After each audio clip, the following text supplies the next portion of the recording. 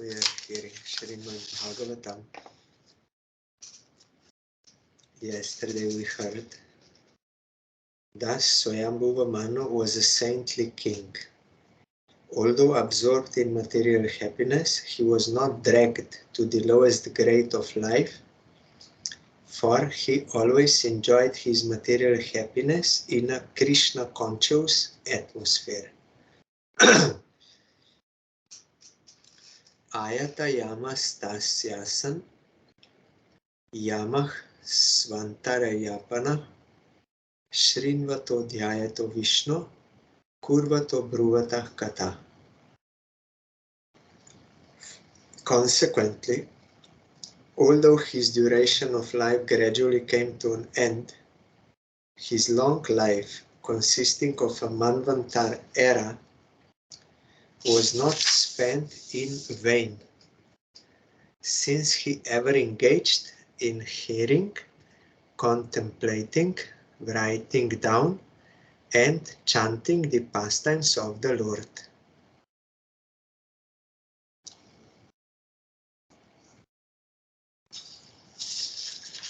Here, Urvata.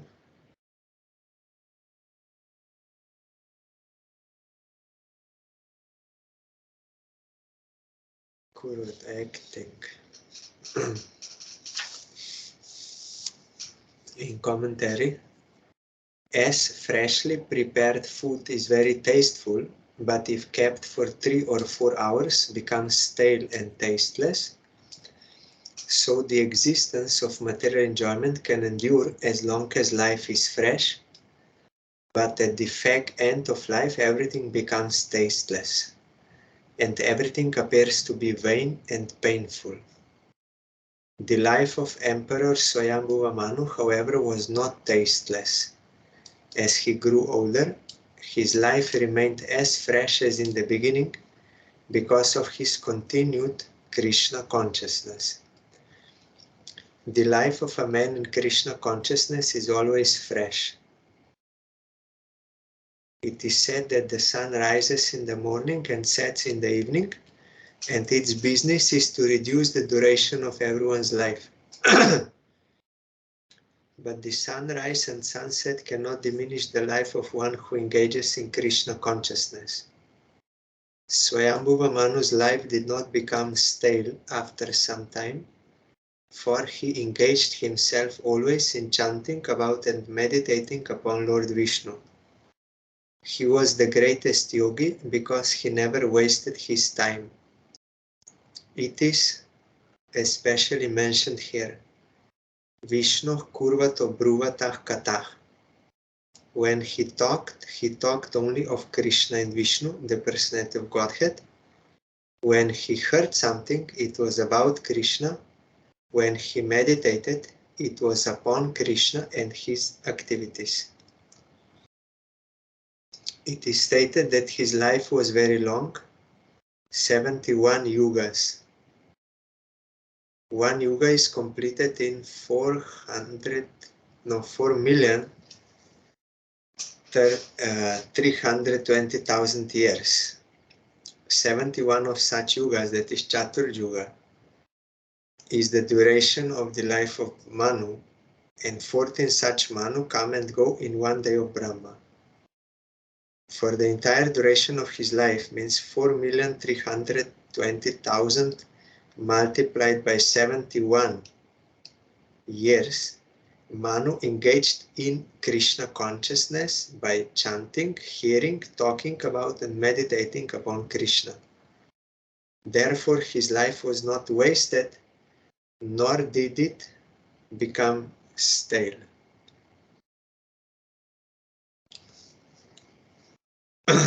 So such long life, but never. Like Mahaprabhu was hearing Dhruva and Prahlad Charit continuously and getting always new taste. But if we hear or read and then we think, I have already heard you tell something new, this is already stale, then our Gurudev told that that was not actual hearing with devotion. means we did not get in touch with transcendental plane. That is why we think it is stale, but otherwise it can never be stale. So how one is chanting, hearing, talking, if with devotion or not, that is also important. And two devotees, they approached our Gurudev in Gwalpara Dham, means the birthplace of our Gurudev, and they said that we got this human birth, but we don't want to waste it. So how we can engage in bhajan so that we will not waste this human birth? Then Gurudev told, you have to speak about Krishna,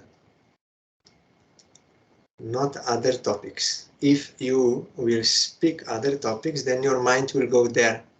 How Krishna will come to your mind?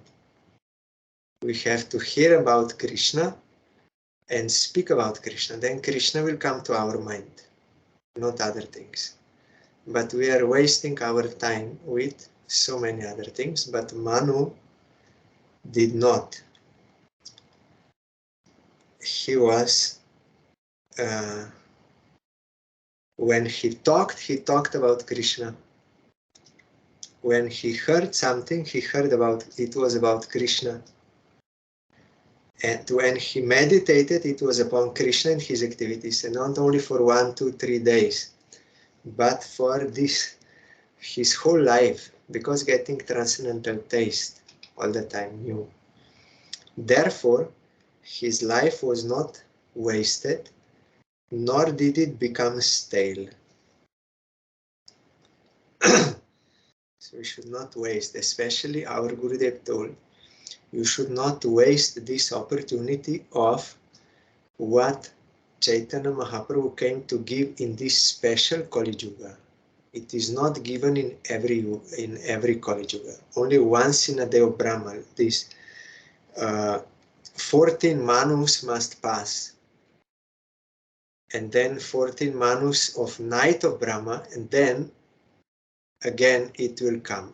So now we are so fortunate, we are born in this Kali Yuga and we have a chance to receive the gift of Chaitanya Mahaprabhu, so we should not waste.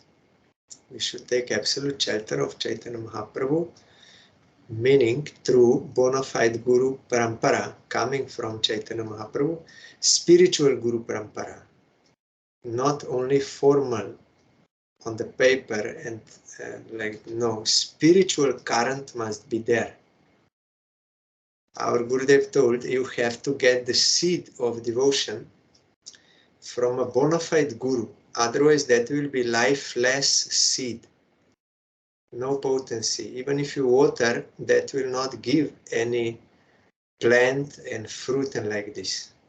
So spiritual current must be there. And that spiritual current one has to recognize by Shrotriyam and Brahmanishtam, that he is well versed in Vedic scriptures and he has realization of Bhagavan, and realization of Bhagavan means there are certain symptoms there and certain effect is on others. Then that will be bona fide Guru and Guru Parampara. So by following that, we can get what Chaitanya Mahaprabhu came to give. Sa evam svantaram ninye yuganam eka saptatil Vasudeva prasangena paribhuta gati traya. Our Gurudev wrote in that book, Chaitanya and his associates, in relation to Jagannath Das, Babaji Maharaj, that it is not only that someone will show on the paper how mantra came, or how from in which family one is born. That is not enough.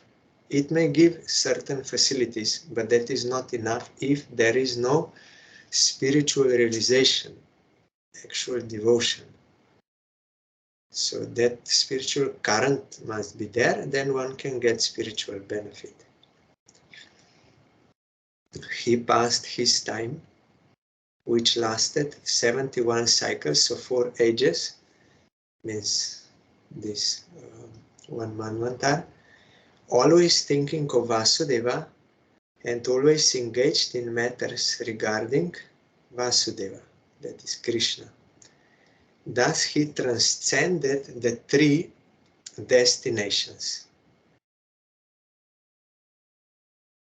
Here in commentary, the 3 destinations are meant for persons who are under the control of the 3 modes of material nature, either Sattvic, Rajas, Tamasic, or these destinations are sometimes described as the awakened, dreaming, and unconscious stages. In Bhagavad Gita, the 3 destinations are described as the destinations of persons in the mode of goodness, passion, and ignorance. It is stated in the Gita that those who are in the mode of goodness are promoted to better living conditions in higher planets, like demigods, and those who are in the mode of passion remain within this material world on the earth or on heavenly planets. But those who are in the mode of ignorance are degraded to an animal life on planets where life is lower than human.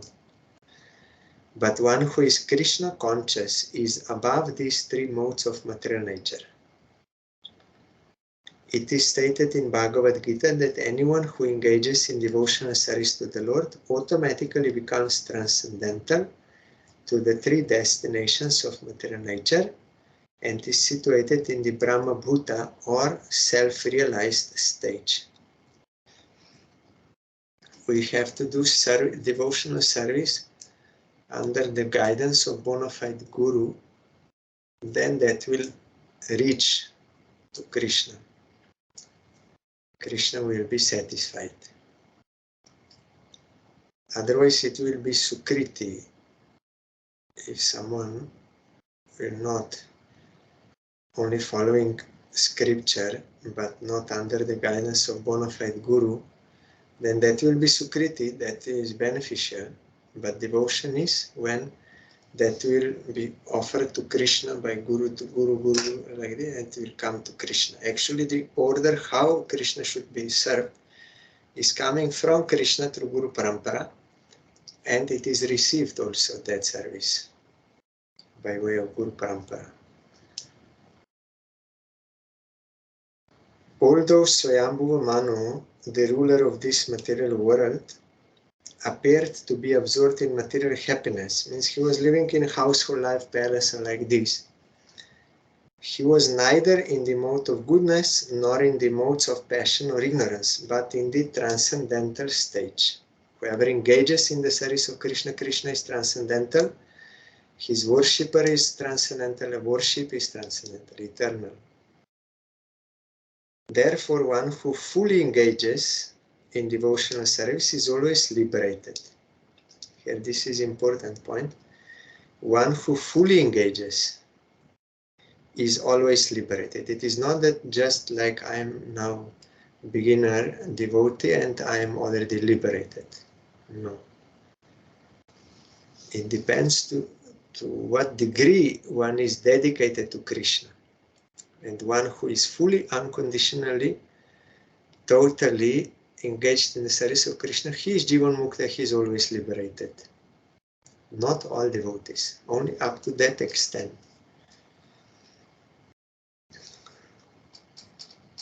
Bilva Mangal Thakur, a great devotee of the Lord, stated, if I have unflinching devotion to the lotus feet of Krishna, then Mother Liberation is always engaged in my service. The complete perfection of material enjoyment, religion, and economic development is at my command. One who has Krishna Prema, all they come to serve him automatically.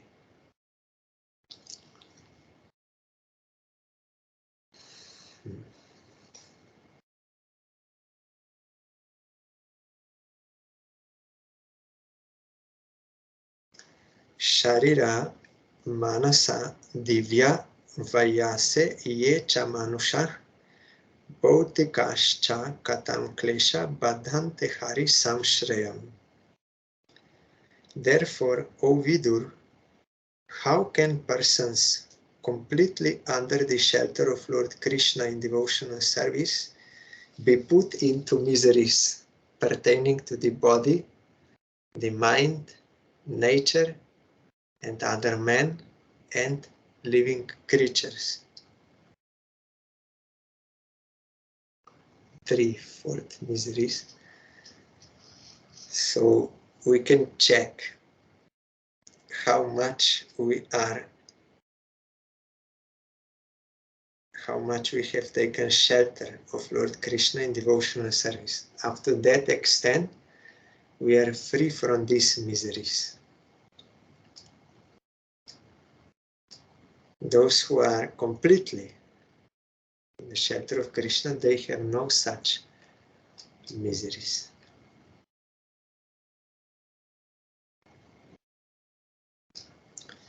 Yah prishto munibih praha dharman nanavidan chubhan nrinam varnashramanam cha sarvabhutahitah sada.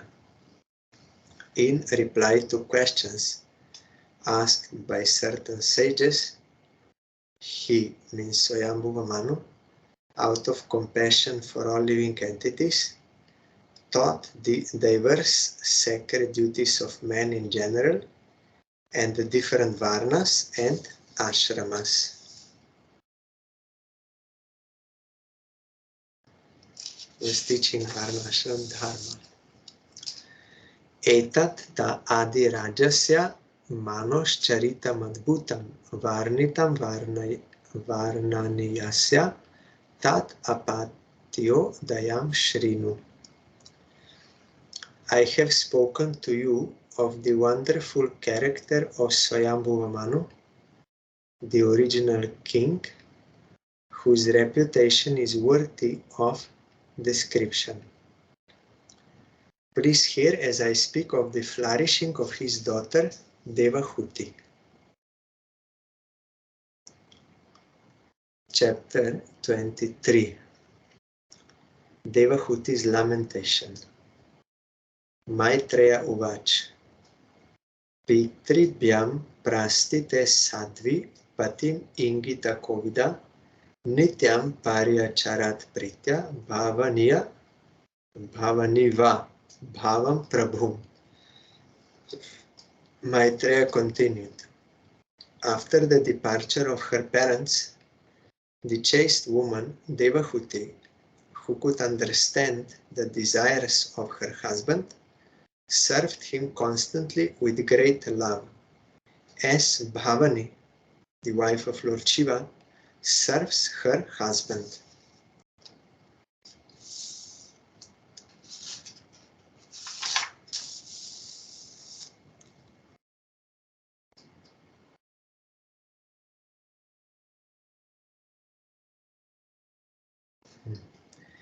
Vishrambhenatma Shauchena Gauravena Damena Cha Shushrushaya Sauhridena Vacha Madhuraya Cha Boh. See, this is rarely to be found now.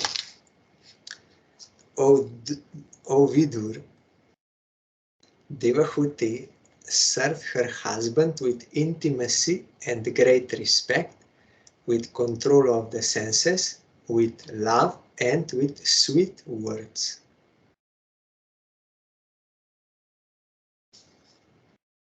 It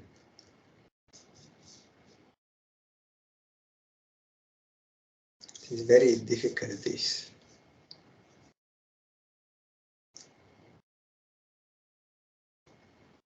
Nowadays. Here two words are very significant, but it is at least good to hear how ideally it should be. Devahuti served her husband in two ways, Vishrambena and Gauravena. These are two important processes in serving the husband or the Supreme Personality of Godhead. Vishrambena means with intimacy and Gauravena means with great reverence.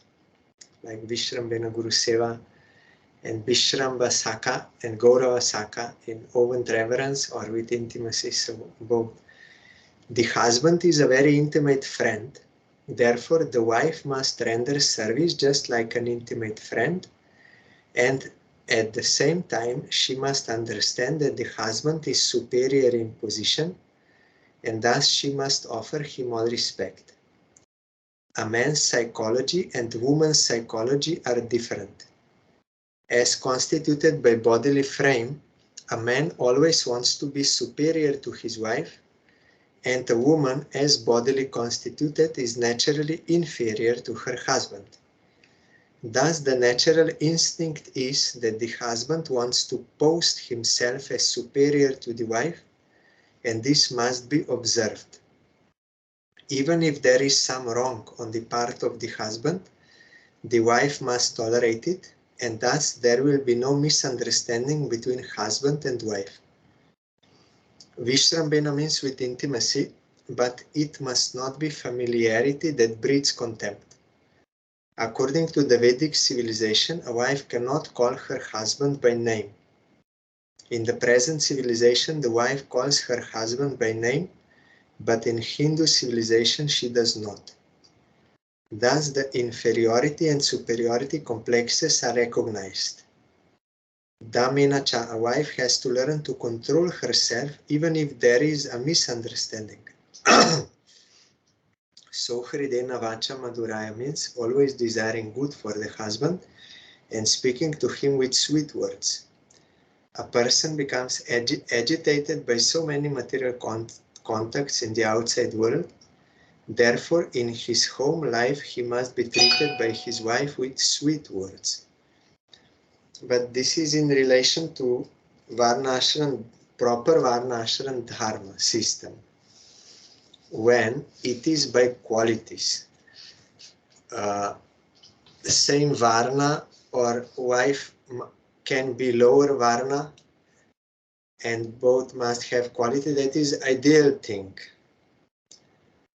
And that ideal thing cannot be imitated by if such qualities are not there.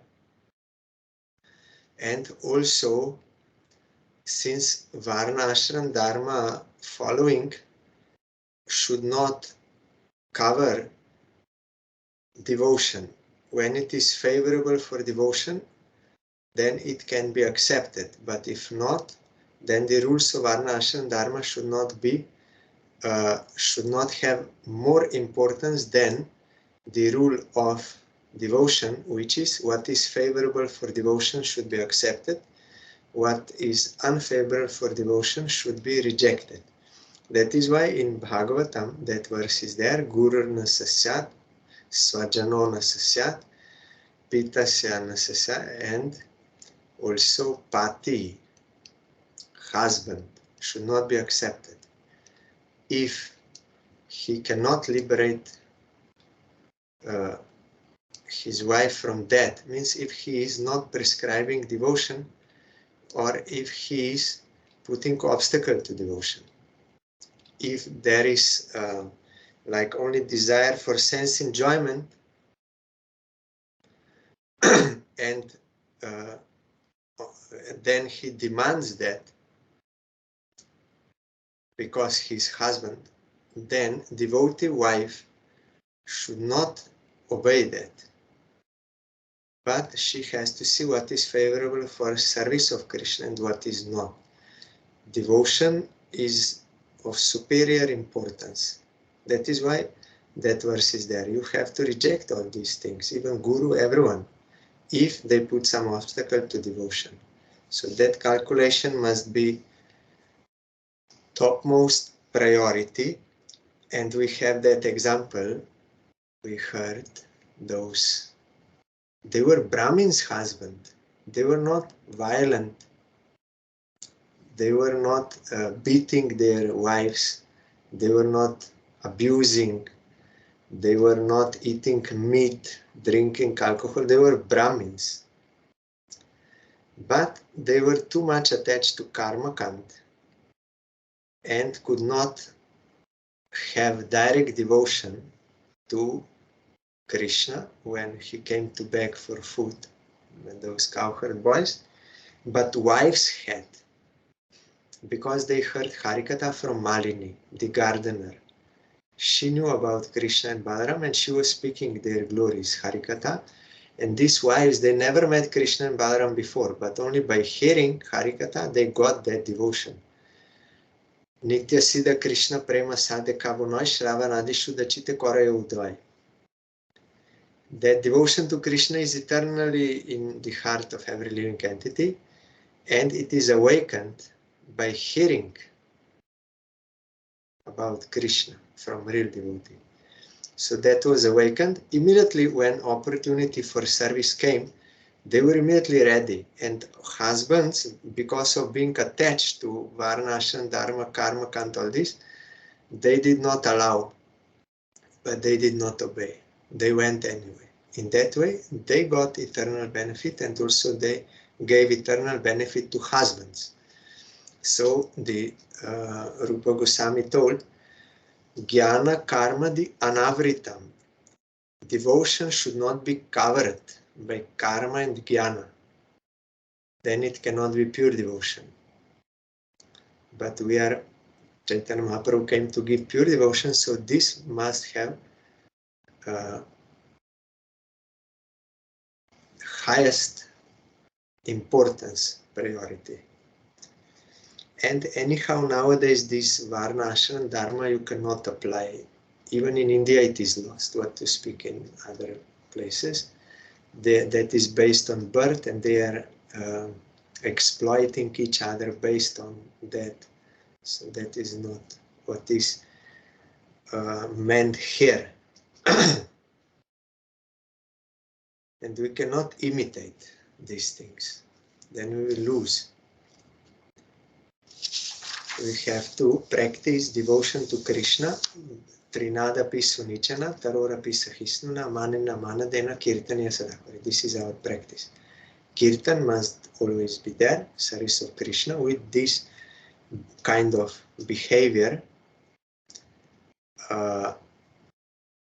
Prahlad Maharaj never disrespected his father, but also not followed his order to give up devotion to Vishnu. Also, his son did not become devotee, but Prahlad did not become violent to him. So always adjust with the environment and always serving Krishna. In that way we have to do, and then also we will give benefit to others. There was, I heard one example from our Srila Bharati Maharaj. One lady in India, in North India, she became disciple of our Parangurudev, became attracted and was chanting and practicing this Trinada Pisunichana in her house, not giving up devotion. That is not humbleness. Humbleness means to Guru, to Krishna, to do and not to and to tolerate and all this. So husband was very harsh all the time, but she practiced this and going on with bhajan. And that had an effect on her husband. He started to appreciate, and he was wondering how it is possible for her. I'm behaving so badly, but she can behave in such nice manner. How this is possible? I want to meet your Gurudev. I want to know what is this. Before, he never had any desire to meet any sadhu. But now he had that desire just to see what is this, because he saw the effect on his wife. Then he came to hear Harikatha from Parangurudev. And Parangurudev, in Harikatha, he was speaking in Hindi in North India, but one sentence he said in English. That was, for every action, there is an equal and opposite reaction. When explaining the law of karma, he said this in English, and that sentence touched that man's heart. And he began to think, Oh, I did so many wrong things. Then he changed, because Parangudev is well established in the facts, in absolute reality. So he could open the eyes of that person. Then he regretted. Like Narad Goswami told to that hunter, you will have to suffer for this. And to Ratnakar. So one who is realized in the knowledge of karma, he can change the heart of others. And that husband then also he surrendered to Parangudev and prayed how I can be rescued and what is actual duty, all this.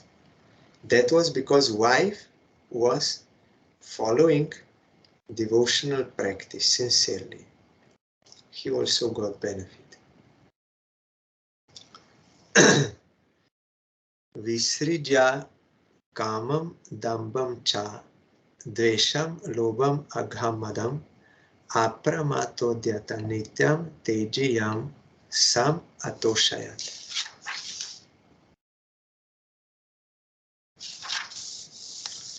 Working sanely and diligently, she pleased her very powerful husband, giving up all lust, pride, envy, greed, sinful activities, and vanity. See.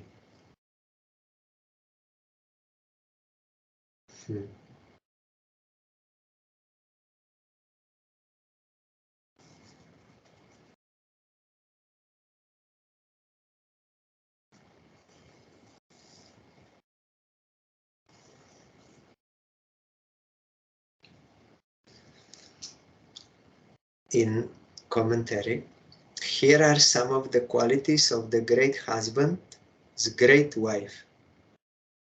Karda Muni is great by spiritual qualification. Such a husband is called Teji Yamsam, most powerful. Although a wife may be equal to her husband in advancement in spiritual consciousness, she should not be vainly proud. Sometimes it happens that the wife comes from a very rich family, as did Devahuti, the daughter of Emperor Swayambhuva Manu. She could have been very proud of her parentage, but that is forbidden. The wife should not be proud of her parental position. She must always be submissive to the husband and must give up all vanity. As soon as the wife becomes proud of her parentage, her pride creates great misunderstanding between the husband and wife, and their nuptial life is ruined. But that does not mean that husband can be proud and abuse and this. That is also not meant here. Both have to, at least in devotion it is meant, both have to practice Trinada Pisunichana Tarora Pisahisna Mani Manudina Kirtana Sarakuri. Devahuti was very careful about that, and therefore it is said here that she gave up pride completely. Devahuti was not unfaithful. The most sinful activity for a wife is to accept another husband or another lover. Chanakya Pandit has described 4 kinds of enemies at home. If the father is in debt, he is considered to be an enemy. Why? Because when he will die, then that debt will come to his son. We have that example. This is according by law. In material laws and also in that karmic law is there. And son can pay off the debt of father. Also, we know that example. Father was indebted, and then he became a dog in the house of that person whom he owed money. But he came into dream of his son and told him everything. Then son went there and he could understand that that dream was reality, he paid off the debt of his father, and then immediately that dog died, left body, and then again he got another birth. So if father is in debt, he is considered to be an enemy in the house. If the mother has selected another husband in the presence of her grown-up children, she is considered to be an enemy, because that is for sense gratification only. Because they are grown up, so they can take care of her. Why she will need another husband?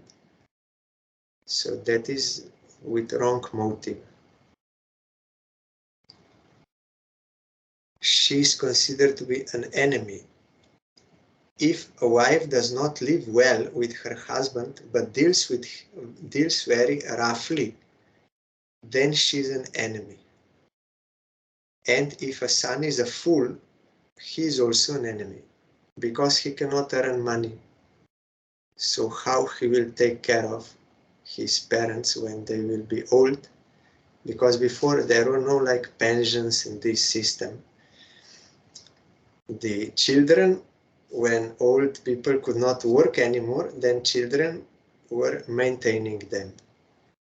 But if child is a fool, then he cannot earn any money. He will not have, he cannot take care of his own maintenance, what to speak of his parents. That is why that system was changed, because this was not always working. That is why in India and they wanted to have many children. Why? Because if many are there, at least someone will be available and will, maybe there will be some useless, but at least some. So it is less risky to have more children. I heard one example. The mother was sick and no money, but only one of the sons, of 4 sons, was ready to take care of her. Others were not with wives and but did not want. Only one sister, means one daughter and one son, were ready. Others were not ready. That is why it is good, like they think it is good to have more sons or more children. But that system is not always working. That is why this system was then came. For this pension, you invest in that, and then when you're old, you can get. In family life, father, mother, wife, and children are assets. But if the wife or mother accepts another husband in the presence of her husband or son, then according to Vedic civilization, she is considered an enemy. A chaste and faithful woman must not practice adultery. That is a greatly sinful act. Again, these are the rules for bona fide Varna Ashram Dharma, based on qualities. But devotees, they have to do practice of devotional service under the guidance of Guru, and what is favorable for devotion, that they have to accept. What is unfavorable devotion, that they have to reject, not being covered by rules of Varna Ashram Dharma. Savai Devarshi Varyastam, like for example, these wives. Husbands, they said, no, we don't give permission. So if they would follow Varna Ashram Dharma, they will not go out. That is wrong. It was right that they should go to serve Krishna. That is superior dharma, and it is eternally beneficial. So if Varna Ashram rules would cover their devotion, then they could not do. That is why Rupa Goswami told that Uttama Bhakti means pure devotion. There are many kinds of devotions in Rajogun, Tamogun. or with other desires and coverings like this. But Uttama Bhakti in this case means pure devotion, should not be covered by jnana and karma and yoga and all these things. Those rules one should not follow in such a way that they are above rules of devotion.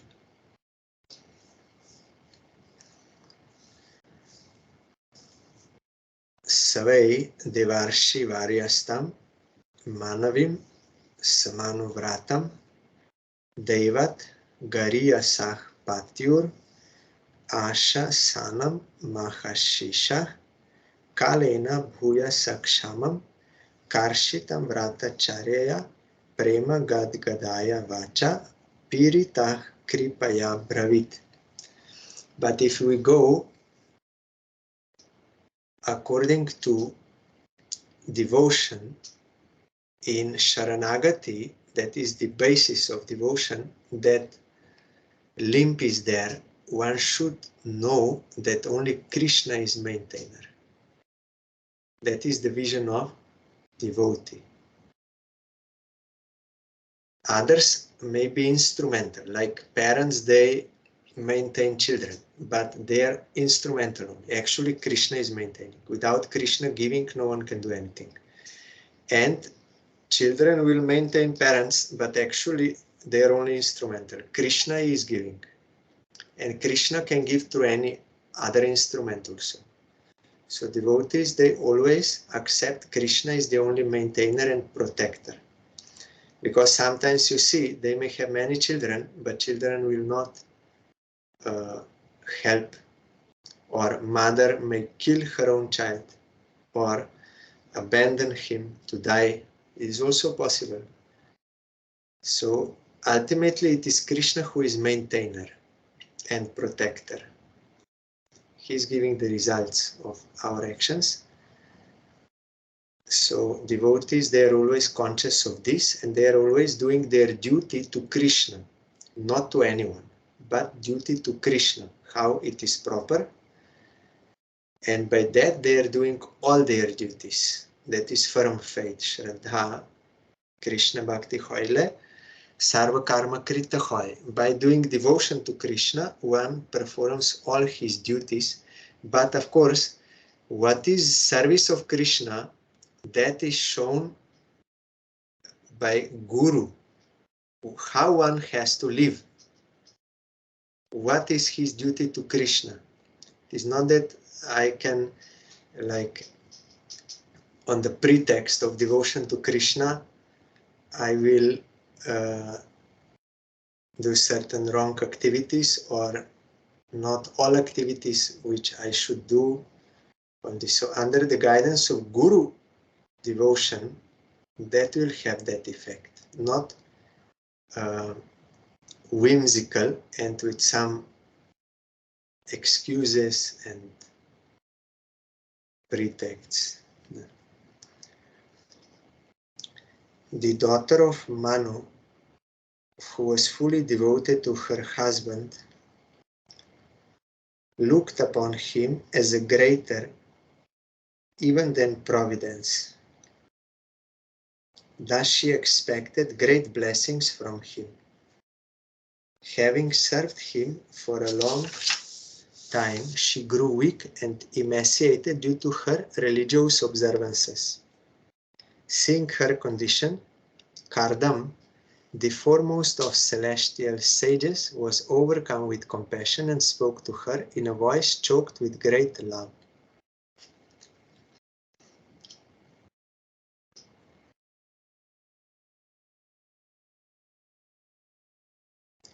Kardam Uvach. Tushto ham adya tava manavi manadaya shushrushaya paramaya paraya cha bhaktya yo dehinam ayamativa suhrit sadeho navekshitah samuchitah kshapitum mat arte. Karda Muni said, O respectful daughter of Swayambhuva Manu, today I am very much pleased with you for your great devotion and most excellent loving service. Since the body is so dear to embodied beings, I am astonished that you have neglected your own body to use it on my behalf. Ye me swadharma niratasya tapah samadhi vidyatma yoga vijita bhagavat prasada tan eva temat anusevanaya varuddhan drishtim prapashya vitaramya abhayan ashokan. Karda Muni continued, I have achieved the blessings of the Lord in discharging my own religious life of austerity, meditation, and Krishna consciousness. Here Vidya is translated as Krishna consciousness. Although you have not yet experienced these achievements, which are free from fear and lamentation, I shall offer them all to you because you are engaged in my service. Now just look at them. I am giving you the transcendental vision to see how nice they are. This was the way that wife would assist and serve husband, and by his blessing she would get all the fruits of those spiritual practices which he was doing. That was the proper system. But nowadays it is not always possible like this, because husband is not qualified, wife is not devoted, so both have to do devotional practice. And it is also easy now in Kali Yuga. All can chant Harinam. That is the main practice of devotional service. So it is not like some big austerity which ladies generally could not do, and meditation, but all can chant Harinam. It is meant for all. And even if the husband becomes degraded, still wife will not lose anything because she is practicing devotion. But if her spiritual advancement would be dependent on what husband is doing, then she will lose everything, because husband bad, then how she can get. That is why in Kali Yuga, Chaitanya Mahaprabhu told to all that it is for all. All you have to chant Harinam. He told to his wife also, Vishnu Priya and Lakshmi Priya, they have to chant Harinam. And he gave Diti to Vishnu Priya. So both ladies and men in this Kali, they have to both practice direct devotional service.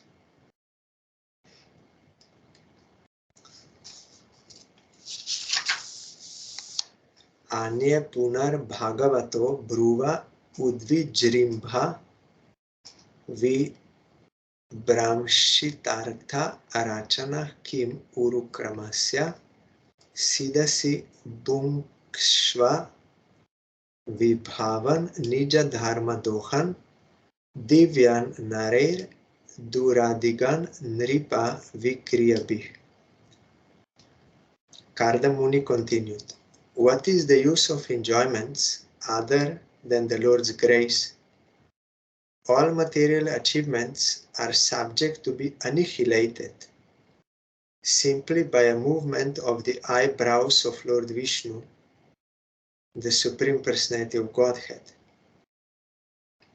By your principles of devotion to your husband, you have achieved and can enjoy transcendental gifts very rarely obtained by persons proud of aristocracy and material possessions.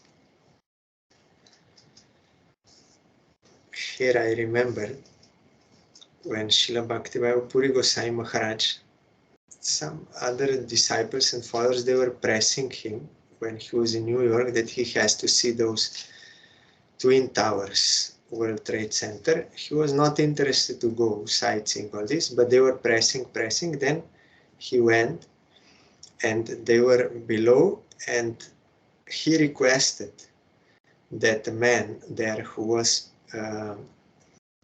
charging for parking place some money, then Puri Gosai Maharaj, he requested him, you please give us for free.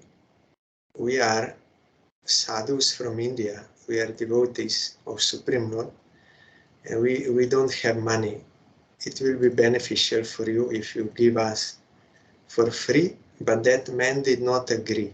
Although repeatedly Puri Maharaj was requesting him, he said, no, I will lose my job. I am employed here. Then Puri Gosai Maharaj told, this will all go down. That was 14 days before that attack, or also there are some evidences that it was controlled demolition. Those evidences are coming out more and more. But anyway, Puri Gosai Maharaj told that time that everything is temporary in this world. Here, this I remember because here Kardam said, all material achievements or anything in this world are subject to be annihilated. That was the fact that Puri Gosai Maharaj told him, this will all go down. But somehow he could not get that Sukriti. Puri Gosai Maharaj wanted to give that Sukriti. Most probably that man died after when that happened. Or not, I don't know, but the point is that all material achievements or whatever, that is all subject to be annihilated. So they are not actual achievements, and one should not strive for them unnecessarily, because wasting life. Only how much is necessary for maintenance so that one can do devotional service, that much has to be accepted according to someone's position, but all other time one has to be engaged in devotional service. Otherwise, you lose chance that nothing you can take with you except devotion. So the wise persons, like Prahlad Maharaj told, they will engage themselves in the service of Krishna under the guidance of Guru